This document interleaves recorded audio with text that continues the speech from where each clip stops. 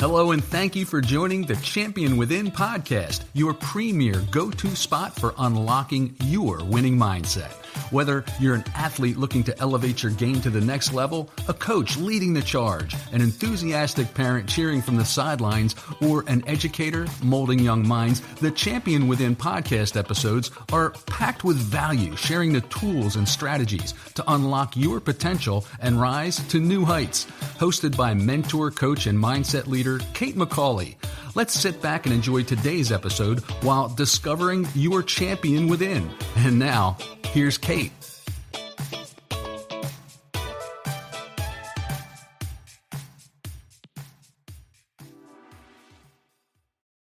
Hey champions, welcome back in for another episode of The Champion Within. I am really excited to learn from my guest today. I think that you're going to be leaning in, writing down some things that you can take into your life. It doesn't matter if you're exactly who we are, you can use all of the wisdom that is going to be dropped today. Today's guest is someone who knows what it takes to take risks, think big, and build from the ground up, literally. Joe Frederick is an entrepreneur, investor, and co-founder of Capital Companion, a firm that specializes in real estate investment, private equity, and strategic capital deployment. With a sharp eye for opportunity and strong foundation in finance, Joe has flipped undervalued properties into thriving assets. And he's here to share not just the how, but the mindset behind it all. Joe has mastered the art of turning potential into power. Sound familiar? It's exactly what we do here. We train that inner champion to take on the outer world. Whether you're an athlete, a parent, student, business owner, or just someone with a dream, this episode is going to be packed with the mindset tools you need to take risks, trust your gut, and build a life that reflects your values. Plus, Joe's an Eagles fan, and for those who know me well and follow along, I am a Philly girl at heart. So, Joe, thank you for being here on The Champion Within. How are you today? I'm doing good, Kate. Thank you very much for having me. I'm excited to be here.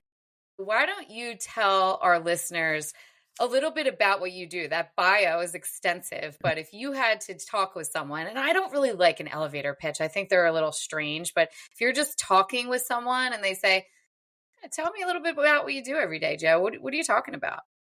It's pretty easy for me to answer this. I'd say number one, I would just say I have fun in what I'm doing. I turn stress into wins and turn losses into learning lessons. More about what I do is, as you alluded to in my intro, we do real estate investing at Capital Companion, me and my business partner, Mark Shinsky. We're both co-founders for the last 3 years. We've been operating for real estate flips, buy and hold strategies of residential apartment buildings. We're sort of looking in commercial buildings now as well, graduating to that space. Interestingly enough, outside of real estate, we're kind of finding our niche in creation of a hedge fund strategy through a few strategic partners. And then we're looking to start a wholesaling business as well. So wholesaling real estate, buying properties off market, assigning them to, flippers, developers, et cetera. Really cool. So you're doing a lot of different things, which keeps the adventure alive, right? We're all over the place. Yeah, it's constant headaches, but constant excitement at the same time. That is a perfect way to describe entrepreneurship. You actually put something on LinkedIn, and it was a while ago. I was doing a little bit of a deep dive search. You put a song up about, I don't even know what the song was called, to be quite honest. I just quickly looked at it. But the lyrics, you said, this describes all of us. And it was talking about, you got to breathe and the ups and the downs. It might be dark today, but tomorrow, the stars will shine, the sun will come out type of thing. Can you tell me a story where maybe it was when you were involved with one of your businesses or just life in general where you felt that and how it helps you? Yeah, I could talk about a real estate deal. And I know that song you're talking about, it is, I forget the name of it, but it does describe, I think, every entrepreneur about how some days can be dark, but the next second you turn around and you can have the biggest win of your life. I'll have to drop the name of the song. I will look it up, everyone, because people are going to be like, what's the song? I will drop it in the show notes so people know. It was a perfect description of not only entrepreneurship, but really my athletes and people in general in life. This life's going to life, and definitely in entrepreneurship, it's a roller coaster. Yeah. So tell me about a time that you feel like that happened for you, and what did you learn from it? So through entrepreneurship, there's been a bunch of adversity that we have faced as a company and personal as well. But I'll touch on more of a business adversity that we went through. I had, a trusted investor that trusted me I had left private equity where I used to work, and he was an investor with private equity, the company that I was working for. And he liked me so much that he dedicated some of his wealth to me and me starting this venture. And at the beginning of this real estate venture that I had, we were doing a lot of flips. He invested his, I would say over 6 figures with us, and it was on a 6-month promissory note. That is where I think everything went awry. Is usually now I'll put 1-year promissory note as borrowing someone's money so I don't have to pay it back for a full year. And that way I can make sure the project is secured. It came out to be 8 months later. I had forgotten that it was a 6-month note, and there's a default rate on that note that went from a 12% per annum interest to 20%. So not only did I go 2 months past supposing to give his money back, I also was paying him 12% those last 2 months too before he found it, and he found the discrepancy and the issues. So the entire life lesson and the adversity I faced here was that I had somebody trust me so much in an associate position that I was in to invest in my company, and I failed them miserably. They found a mistake. They found that I owed them money, and I didn't have the right answer when he called. So when he called, hey, I need my money out right now. And to be honest, I didn't sell the project yet, so I didn't have the money. The way we came out of this and the way we pivoted, if you will, is we had another project we were working on. Just so happens we had some interest, so we were able to sell off the land of another project. And instead of flipping that property around, we sold the land, made a big chunk of change on that, and I was able to pay him off. This wasn't right away. It took about 3 months after he demanded his money back. And I knew every day that passed, if I didn't call him and apologize that morning, it was a growing hatred of his money sitting out with somebody he took a chance on. So the entire 3 months, sleepless nights, I always thought about him right before I went to bed, right when I woke up in the middle of the night, and right when I woke up in the morning. And it was torturous because I knew somebody trusted me and I broke their trust. But ended up giving his money back. I paid him all the interest I owed him. I backdated all of his interest as well. So I came out on top feeling good in a sense where, look, I failed. I'll never make that mistake again. However, now I look at him like, hey, you made some money off of me. So I know I messed up in the beginning here, but I didn't take your money and then not give it back to you. I gave you exactly what you were supposed to earn and a little bit more. So I was proud to turn that around and know that I'm actually functioning as a business operator, not just somebody doing me favors to give me money to help with a side passion. I love that story. And I'm not sure if the person who invested in you, did they agree saying, well, I can see some silver lining here. Yeah, it sucks that this all happened, but I actually made a little bit more money? Or was that relationship just kind of dead for both? Let's put it this way. The amount of money that he gave me is more of a teaching moment for me than a earned dollars for him. Okay. There was no silver lining realization for him. It was more of, I'm going to think twice next time I invest with you. But again, fair enough. Mistake. So. Fair enough. I think that this is something not just in business, but in life. We have those moments where we screw up, and it's what you do next that matters most. We can decide to sit in it and say, I'm not cut out for this. I can't do it. All those things, because those limiting beliefs will creep in. And as you were saying, if you thought about this morning, day, night, and you're waking up thinking about it, probably because you're a good human too, but you have to make a decision there. Am I going to sit in this, or am I going to be a problem solver? Is there something that you would say you do now differently, and you always still think of that, or have you moved on from it and almost, say that was a learning lesson and that's not me anymore? I'll say this, that scenario sits in the back of my mind and has taught me to never let an investor or any partners of mine come to me with an issue without me knowing about it ahead of time. I have been so much stronger with attention to detail, with time management, and with, managing where my documents are in the timeline of a project, right?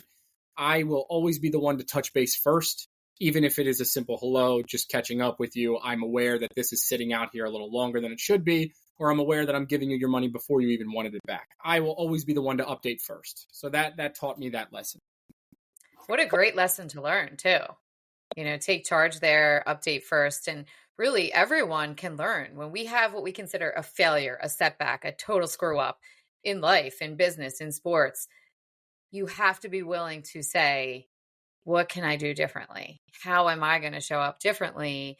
Not to say that you won't ever have any issue again, but you handle it differently along the way. So I love that. I think that's great advice.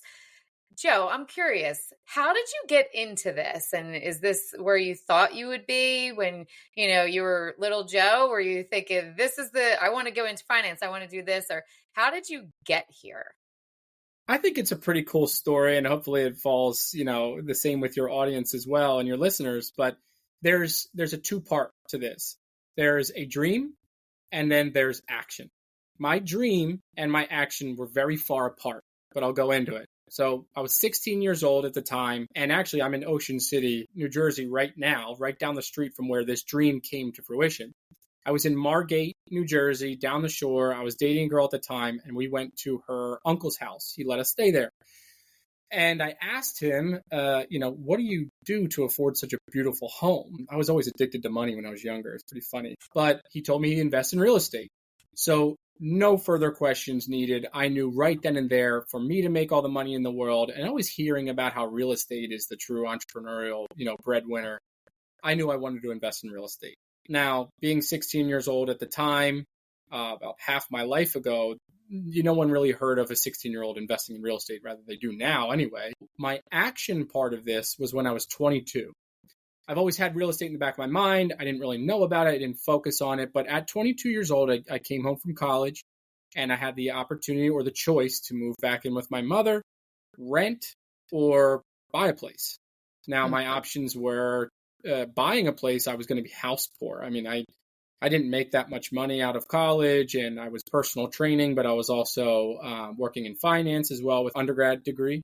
Mm-hmm. And I fell into buying a duplex. I walked a duplex with my mother and my aunt, and I knew nothing about house hacking or real estate investing at the time. I just knew smart money was in real estate. So I bought the duplex for 3.5% down as a first-time home buyer, and the unit mix was a 1-bedroom, 1-bath on the first floor and a 3-bedroom, 1-bath on the second floor. I could be greedy and say I want more space, but I was a single man at the time, and I said, You know what, I'll make more money. I'll live on the 1-1 on the first floor, and I'll rent it out upstairs. So interesting part of this story is the family that lived above me, their children were older than me. Myself as a 22-year-old managing a real estate property, right? I didn't think that this family was going to take me serious.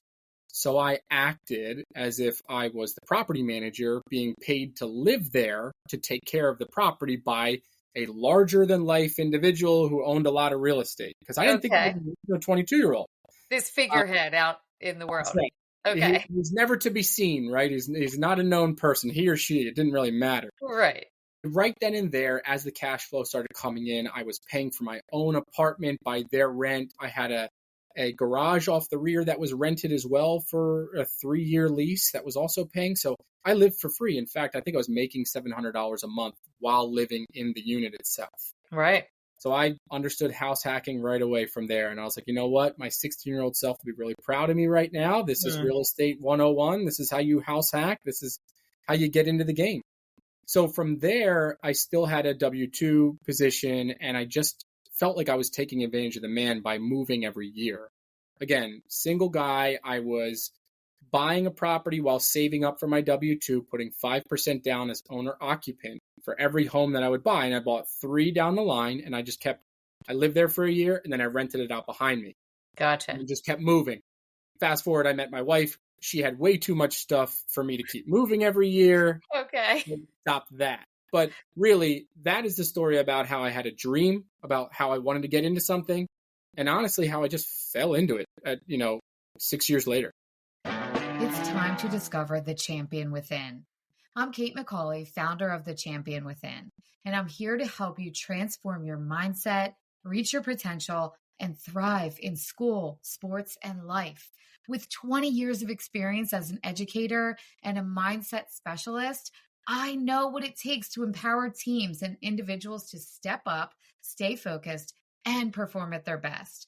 Book a free call with me today. Let's learn how the Champion Within programs can be customized to meet your needs.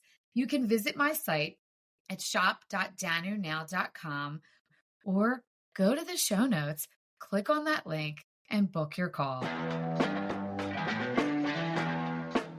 Yeah, what a cool story. Did you ever tell them that you weren't the property manager? Did they just think this random figure was out there in the world, living their best life, and you're that guy collecting the cash? Kate, your podcast is going to be the reason that they find that out. Too funny. That is hysterical. And I think when we're young, even when we're not young, if we're starting something new, we have this limiting belief. Am I good enough? Do I have the credentials? Am I old enough? Am I too old? So many different things that float through our brain. But then we figure it out. When did you start owning the fact that you are the guy? Yeah, it's interesting because in finance, then I graduated to working in private equity and multifamily office. So I was in front of more ultra high net worth clients and more important person in the room as I was getting promoted. And I always had people tell me, hey, you're 25, you're 26 years old, and you already have this real estate portfolio. Go you. Like, I wish I did that when I was younger. And I'm like, look, you guys are giving me too much credit. All I did was buy boxes and I lived in them and then I moved. That I felt like it was not a strong suit of mine at all. I thought I was a better person than even doing that. I guess where imposter syndrome faded is when I left the W-2 world. Okay. It's an interesting story. So I was essentially booted, and we can go into that story, and my back was against the wall. So I had two options. Do I go into another world of W-2 and still continue to be an imposter outside of this while building a real estate portfolio where I really want to be? Or do I realize this whole imposter syndrome, I've actually been living it. So I'm no longer being an imposter. So to answer your question, when I had left the W-2. Yeah, what happened? You got booted. You can't leave everybody hanging there. This is an interesting story. I worked at a private equity fund and I liked them a lot. However, I didn't fit in. I didn't come from Ivy League background, wealthy family background, and everybody else did. Everybody went to Villanova or these really expensive schools. I went to West Virginia. Expensive may it be. However, I'm in the sticks, right? I'm burning wood and drinking moonshine. I'm not playing golf on the weekends. So I didn't really fit in here. But here was my offer. I've always been strategic with conversations and persuasion. And that was my study in college. My offer to the company that I work for was, I will give you 6 months to leave the company in exchange that you help me find a way to get into real estate, whether it be another W-2, I was still open at the time, or, help me get in the right room with the right investor that I could start my own company. Great idea. They loved it. The founder was really proud of me. He said, I can't wait for you to become an entrepreneur. Right. Here was the issue. He actually said, I will never fire you because of what you've given me. You've given me the opportunity to fill your position, you to hire them, and you to train them to be who's leaving me. It's like, great. Which is really valuable to someone. Yes. Well, fast forward, the company I worked for got acquired a month later. And I was the fat they had to trim. So where I thought I've got 5 months left, they're going to help me. Oh, yeah. And I have 2 children. My second was being born a month wow. after that. So, yeah, they said, essentially, we got to let you go. It's nothing we can do. I'm sorry, but we got acquired. I said, I get it. I didn't at the time, but I get it. I was afraid. I was scared. My son was being born. My second was being born. And gosh, we all know how expensive babies are, and diapers and formula and all that. So my back was against the wall. From there, it was just the resilience that I've had and the risks I've taken as a real estate entrepreneur in the beginning part of my life that paid out enough for me to survive to eventually start Capital Companion or co-found Capital Companion. I love a lot of things about that story. One, that you were willing to say, I'll do this or that, give some options there, because sometimes I think people say it has to be this exact way. When you're talking to someone, we can't always create that perfect plan, and other people, if they're a part of it in this situation, aren't always like, sure, we'll do whatever you want to do. Then when you said my back was against the wall, I had to be willing to take some risks there. This is really when somebody makes a big decision in life. Am I going to go for this or am I not going to go for it? Is there something in you that you feel like has just been a part of you taking those risks? Or is this something that you had to work on to say, maybe self-talk, or maybe you do some other sort of mindset work where you pushed yourself to say, I can take that risk? Because I feel you with those little babies at home and a little one on the way. When I left teaching, my oldest was a sophomore, and I'm thinking college. I have 3 kids, and now he's in college. I have a junior in high school.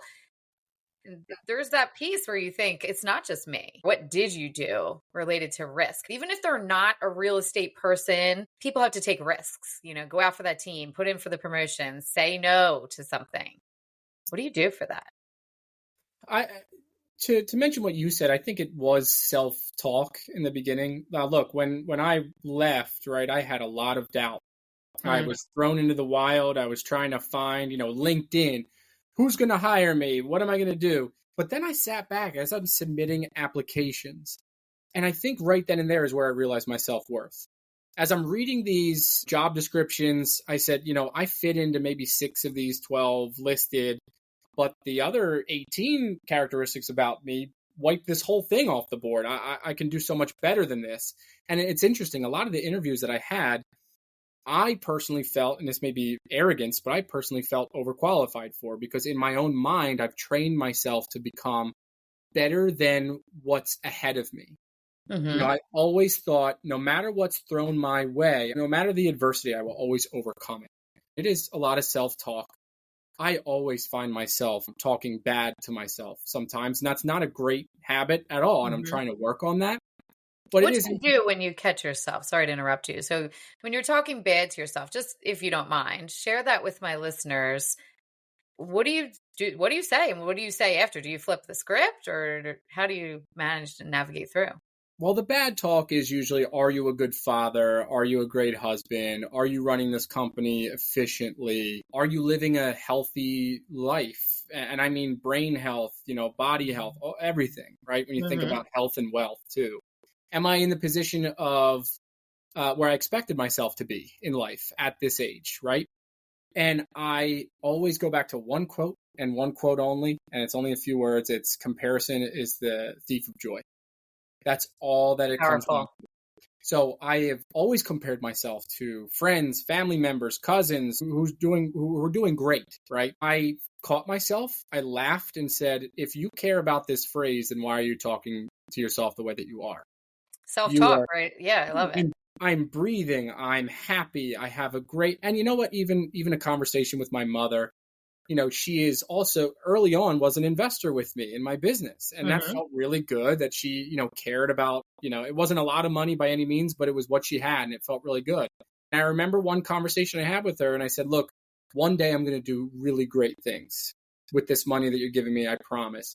And she said, Joe, you've already done great things. Oh, I love your mom. I was hoping that was going to be the end there, which is so true. Yes. And but could you see that, Joe, when she said that to you? Did you believe it at first? I believed it from the second she said it, and I've never forgotten it. And I love it. Only because she listed out everything. And in her eyes... Oh, I'm glad you followed up with that, because sometimes people will say to other people, I'm just thinking, I have clients that are very similar. Maybe not they're doing the same job as you, but they'll say, am I doing enough here? Am I doing all the shoulds and the supposed tos?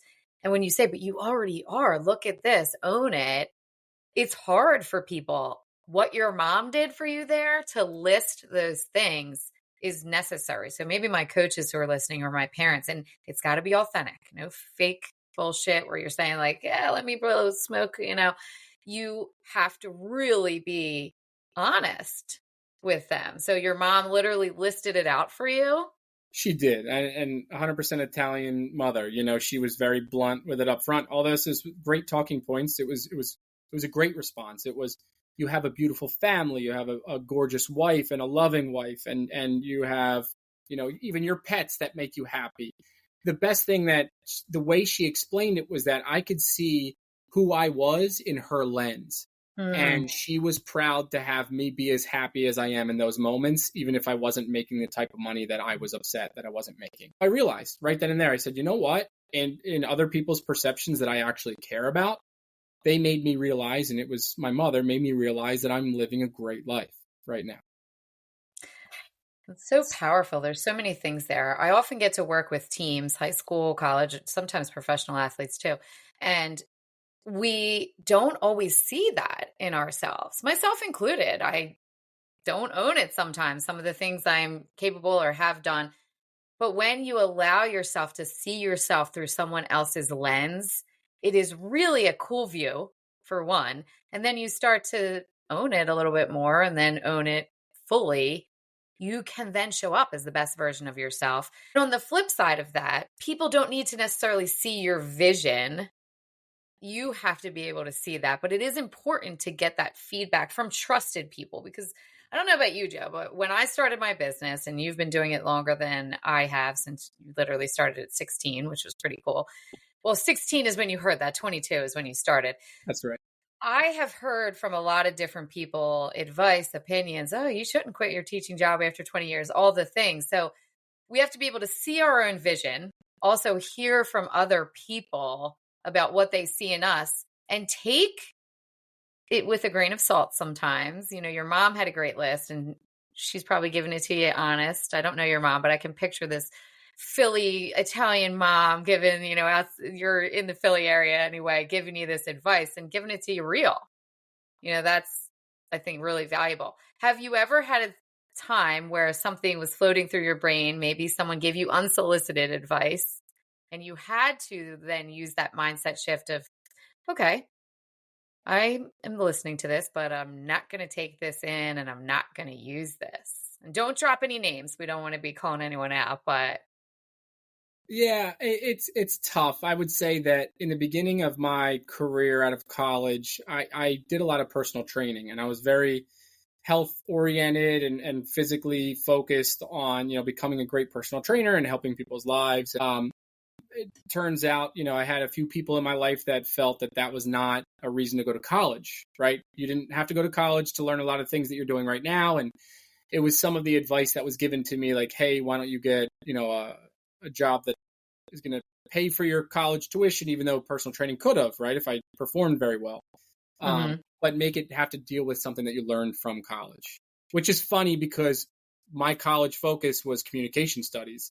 Interpersonal communication, motivational and persuasive communication. Which you use every day. Every day. And definitely in personal training, you use it. Right. Sure. So that was one of the pieces of advice that I would say I half took and half didn't. I think I was going through the motion of being a personal trainer without actually leaning into what I learned. So I was able to, kind of change, go into finance, but still work with people on the side in personal training. Again, I half took that advice. I said, it's good advice to remember what I learned from college, but it wasn't so good advice because you're trying to change my trajectory when I'm not ready to do that. Yeah, I love that you had that little honest reflection with yourself, because some people take what other people say and make it the gold standard, and they're unhappy. I used to do that all the time. I mean, I almost still do that sometimes when I'm in a different area of real estate where, we kind of travel around and look at different areas. Of course, I want to listen to the people that I have to trust in the room, right? Sure. But, is what they're saying gold standard? Do I have to do my due diligence on it? So not only due diligence in business, it's due diligence in life and relationships. You got to study everybody. You have to study your best friend, and you have to study your family, and you have to study your business partners and anybody that you're willing to do business with. It's really a balancing act. It really is. I call myself a recovering people pleaser. When I was a teacher, I have 3 kids. I'm the first of 4. I have 3 brothers, so I'm the oldest. I have all these things. I was an athlete. I want to do well for my team, all this stuff. And the gold standard of what other people say, the shoulds and the supposed tos. And it's hard not to do that. But you have to, as you said, make it a balance, because of course you want to be respectful, especially someone who's walked the path before me, has this great wisdom to share, but also you have to keep it who you are. When I started my business with the speaking and the workshops, people would say, you have to do it this way. You have to do it this way. And I tried that way. And then I said, this sucks. I'm not going to do this. And when I started taking a little bit from each person and balancing and making it really, truly me, not only was I happier, but I was making much more money. Right. And that's what business is about. You have to make money.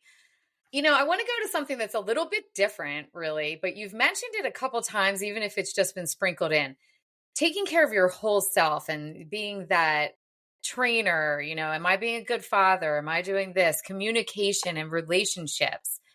What is a tip that you would give? Maybe it's a 22-year-old, like you were starting out back then, or maybe it's someone like me who's in the business world.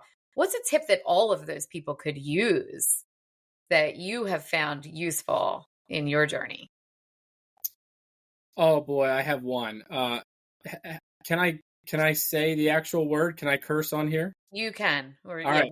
I'm from Philly, Joe, so we All keep right, it I real, got you. and we don't have little kids listening. You're okay. Sure. It's 2 words. It's written on the whiteboard in our office, and it's fuck fear.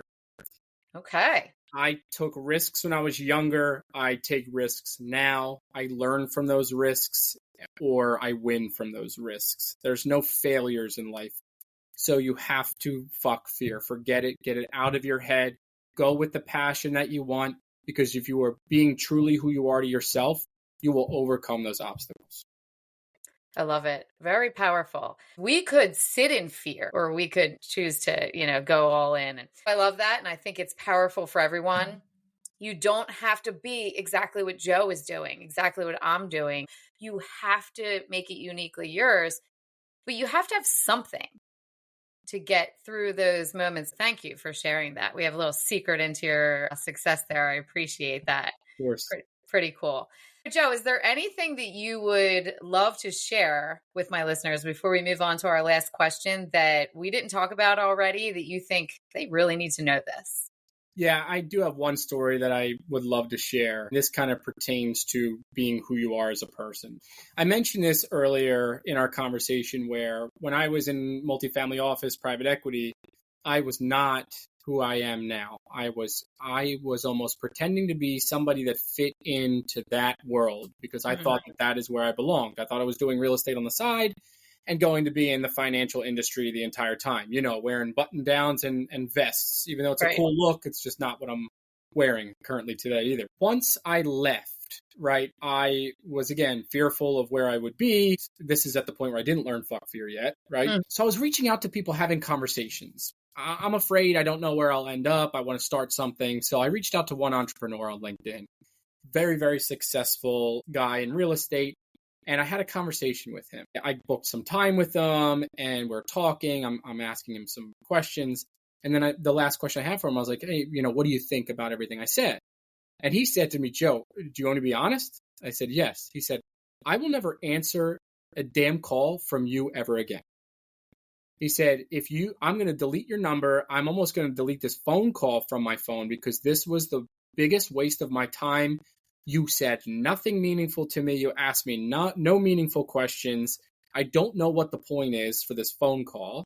And I also feel like you are so inauthentic that I would just cut you out of my life. And immediately right there, I said, oh my God, I've been faking who I was for the last 10 years in finance. You're right. And right then and there on the phone call, that's when I said, you know what? F this. You're right. I said, I'm faking who I am. I'm not going to thank you for your time because you agreed to get on this phone call. So, here's my questions. I'm afraid. What is your lifestyle like? Did you imagine that this is where you would be in life? Should I be doing this stuff? Should I be comparing myself to you? This was all very early on. And by the end of that conversation, about 5 minutes later, he said, Joe, this is the person that I'm going to answer the phone call every time you call. You are now the person that I believed you to be before you faked the first 10 minutes of this phone call. I'll save your phone number and I will always answer when you call. Thank you for being who you truly are. Maybe it took a little. I love this person. Yeah, oh yeah, he's amazing. I feel like everyone listening right now just had that phone call with him. It was rough. I started sweating. I got out from the phone call and I told my wife, I'll never forget it. She was sitting in the playroom with our daughter. I said, I just had the most amazing phone call my entire life. It's kind of funny saying that when I've had multiple phone calls with my wife. You think those would be the phone calls, but that changed my entire perspective. You never have to fake who you are to be in the room that you want to be in. People are going to love you. People are going to hate you. You need to walk in and be yourself because at that moment, if they love you for you, a year later, they're still going to love you for being you. But you can't continue that charade of trying to be the person that you're not. Exhausting for people too. Oh, yeah. And they can read it. He saw it over the phone. Imagine you're Right. sitting in person with somebody and they see you thinking about, oh, what am I going to say to make you like me? No. Be yourself. Right. Right. Yeah, it's such a powerful but simple thing to do. Hard in the beginning. When you start doing it, then it becomes simple because it's just you don't have to fake it. You don't it's exhausting. When I first went out and did some speaking engagements, I thought I had to dress a certain way and I would wear like heels and different things and then I thought I love Nike. I wear the best sneakers. Why am I not doing this? I'm still gonna like look good, have my makeup people come, and I'm gonna rock this outfit. I'm literally all over the place when I'm doing things. I mean, I bring it. And now, ironically, people are like, "We love those Nikes." It's just so many things. It's like, why was I doing that? And thankfully, I didn't do it very long. It only took maybe one or two workshop speaking engagements where I thought, I'm not doing this anymore. But that conversation with that person you met on LinkedIn, everyone can take that conversation and put it into their own life and think, what are you doing that isn't authentically you? Because it's actually holding you back. Other people can see it, they can smell it from a mile away. So stop it. Be honest with yourself, people, and stop it. 100%. And then Yeah. see what happens. See what happens.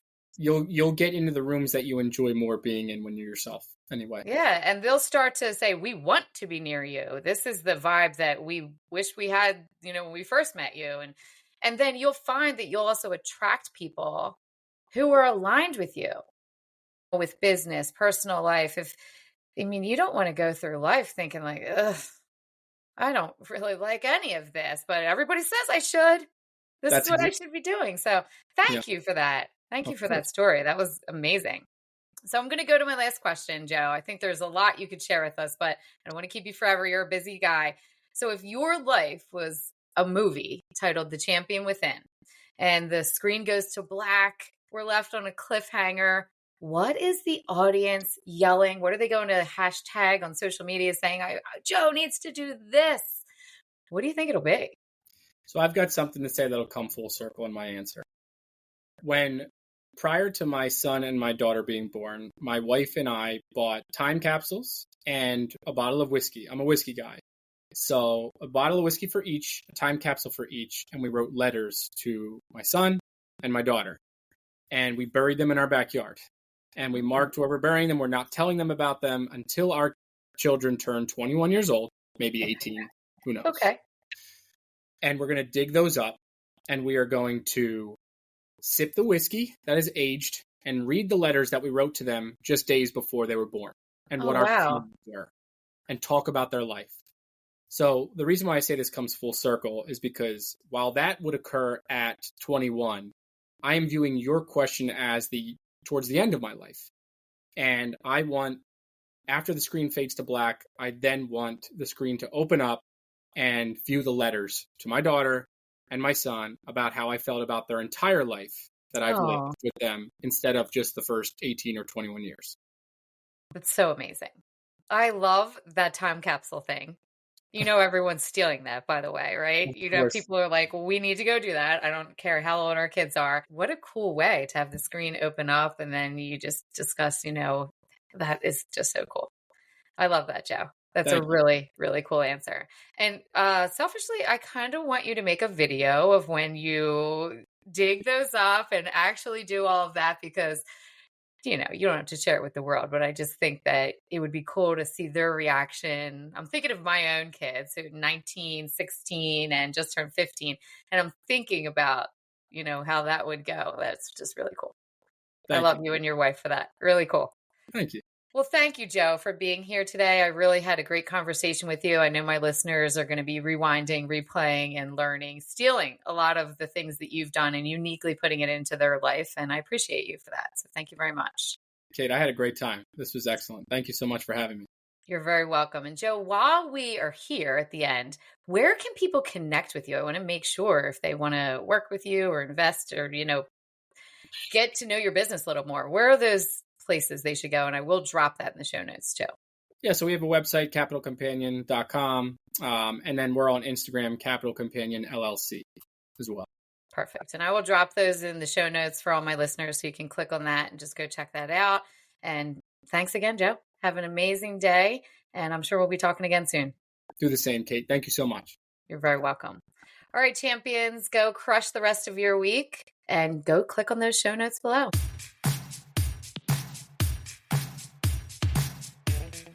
Thank you for hanging out with Kate today. And whether you're going to coach, teach, cheer from the sidelines, or hitting the field yourself, remember, mindset is everything.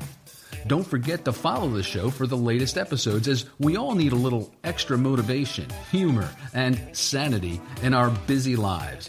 Now, go and unleash your champion within you, one step at a time.